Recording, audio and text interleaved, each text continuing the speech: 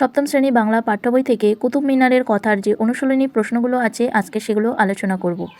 একের কোশ্চেনে কী আছে, অনধিক দুটি বাক্যে নিম্নলিখিত প্রশ্নগুলোর উত্তর দাও। একের এক কোশ্চেন, কোন সম্রাট অশোক স্তম্ভকে দিল্লি নিয়ে এসেছিলেন? উত্তর, সম্রাট ফিরোজ তুগলক। একের দুই কোশ্চেন, কুতুব মিনার নামটি কার নামানুসারে রাখা হয়েছে এবং কেন? উত্তর, কুতুব উদ্দিন আইবকের নামানুসারে এই নামটি রাখা হয়েছে। তারপর প্যারা করে লিখবে একটু, দিল্লির সুলতান কুতুব উদ্দিন আইবক এই স্তম্ভটি নির্মাণ করিয়েছিলেন, তাই তার নাম কুতুব মিনার। একের তিন কোশ্চেন, কুতুবের সঙ্গে পাল্লা দেওয়ার জন্য আর কে মিনার গড়তে চেষ্টা করেছিলেন?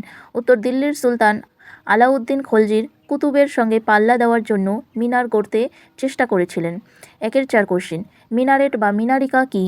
মিনারের সঙ্গে এর পার্থক্য কোথায়?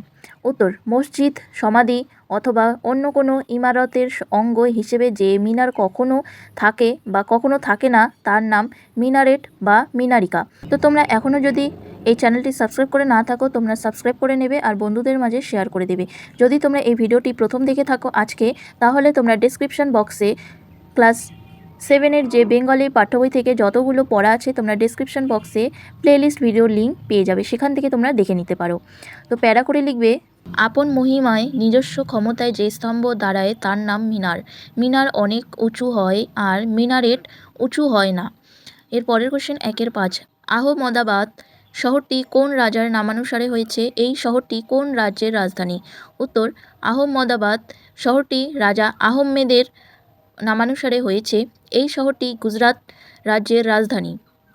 এর পরের কোশ্চেন 2, নিচের যাদের নাম রয়েছে তাদের সংক্ষিপ্ত পরিচয় দাও। কি আছে? Cunningham, Ferguson, Syed Ahmad. তো কার্নিংহাম নিয়ে লিখব আমরা। কার্নিংহাম একজন বিখ্যাত ঐতিহাসিক ছিলেন। তিনি ইংল্যান্ডের লোক ছিলেন। তিনি ভারতের ইতিহাসের উপর অনেক গবেষণার কাজ করেছিলেন। এরপরে লিখব ফার্গুসন। স্যার ফার্গুসন একজন বিখ্যাত ঐতিহাসিক ছিলেন। তিনি ব্রিটিশের লোক ছিলেন। তিনি ভারতের ইতিহাসের উপর অনেক গবেষণার কাজ করেছিলেন। এরপরে সৈয়দ আহমদ। সৈয়দ আহমেদ একজন শিক্ষাবিদ। তিনি আলিগড় আন্দোলনের সূত্রপাত করেন। তার প্রচেষ্টাতেই ভারতীয় মুসলমানগণ পাশ্চাত্য জ্ঞান বিজ্ঞানের প্রতি আকৃষ্ট হন। তিনি হিন্দু মুসলমানের মিলন ঘটানোর উদ্দেশ্যে 1875 খ্রিস্টাব্দে তিনি আলিগড়ে মোহামেডান অ্যাংলো ওরিয়েন্টাল কলেজ স্থাপন করেন। এর পরের কোশ্চেন 3, কয়েকটি বাক্যে উত্তর দাও। 3-এর একের কোশ্চেন, কুতুব মিনার পৃথিবীর সর্বশ্রেষ্ঠ মিনার। এই উদ্ধৃতির আলোকে মিনারটির 5টির বিশিষ্টতা উল্লেখ করো। উত্তর, কুতুব মিনারের 5টি বৈশিষ্ট্য হলো: 1, কুতুব 5 তলার মিনার। 2, প্রথম তলায় বাঁশি ও কোণের পর পর সাজানো নকশা। 3, প্রদর্শন বা সঙ্গতির একরকম চূড়ান্ত নিদর্শন পৃথিবীর আর কোনো মিনারে নেই। 4, মিনারটি হিন্দু মুসলমান উভয়ই মিলিত শিল্পের সাফল্যের এক অদ্ভুত নিদর্শন। 5, এর গায়ের অদ্ভুত কারুকার্য মিনারটিকে কোমরবন্ধের মতো ঘিরে রয়েছে। সারি সারি লতাপাতা, ফুলের মালা, চক্রের নকশা এবং এক সারি অন্তর অন্তর আরবি লেখার সারি। এর পরের কোশ্চেন 3-এর 2, মিনারটির গঠনে হিন্দু মুসলিম সংস্কৃতির মিলনের চেহারাটি কিভাবে ধরা পড়েছে তা লেখো। উত্তর, কুতুব মিনার পৃথিবীর একটি সর্বশ্রেষ্ঠ মিনার। এর নির্মাণে হিন্দু ও মুসলমান সাংস্কৃতিক মিলনের এক নিদর্শন দেখা যায়। সমস্ত মিনারটিকে কোমরবন্ধের মতো ঘিরে রয়েছে সারি সারি লতা পাতা, ফুলের মালা, চক্রের নকশা।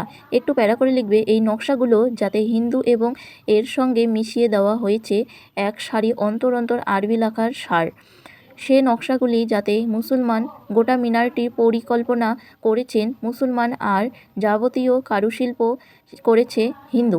ভারতবর্ষে মুসলমানদের সর্বপ্রথম সৃষ্টিকার্যে হিন্দু মুসলমান মিলে গিয়ে এক অদ্ভুত সাফল্য দেখিয়েছিল এই কুতুব মিনার নির্মাণে। কোশ্চেন নাম্বার 3-এর 3, কুতুব মিনারের শ্রেষ্ঠত্বের কথা বলতে গিয়ে লেখক আর কোন কোন স্থাপত্যের কৃতিত্ব প্রসঙ্গ এনেছেন? উত্তর, অশোক স্তম্ভ দিল্লিতে, সেক্রেটারিয়েট কলকাতার, রাজভবন, ভিক্টোরিয়া মেমোরিয়াল প্রভৃতি স্থাপত্য প্রসঙ্গ লেখক এনেছেন। এর পরের কোশ্চেন, লাস্ট কোশ্চেন আজকের এই কুতুব মিনারের কথার অনুশীলনী প্রশ্নের। কি আছে 3-এর 4। আলাউদ্দিন খলজি চেষ্টা করেও কুতুব মিনারের চেয়েও মহত্তর স্থাপত্য গড়তে পারেননি কেন?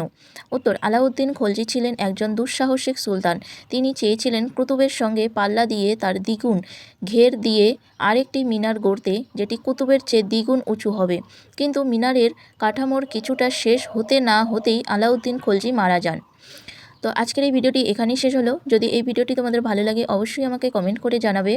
তোমরা যারা এখনও এই চ্যানেলটি সাবস্ক্রাইব করোনি তোমরা সাবস্ক্রাইব করে নেবে আর পাশে থাকা বেল আইকনটি ক্লিক করে নেবে, যাতে কোনো গুরুত্বপূর্ণ ভিডিও তোমার কাছে আগে পৌঁছে যায়।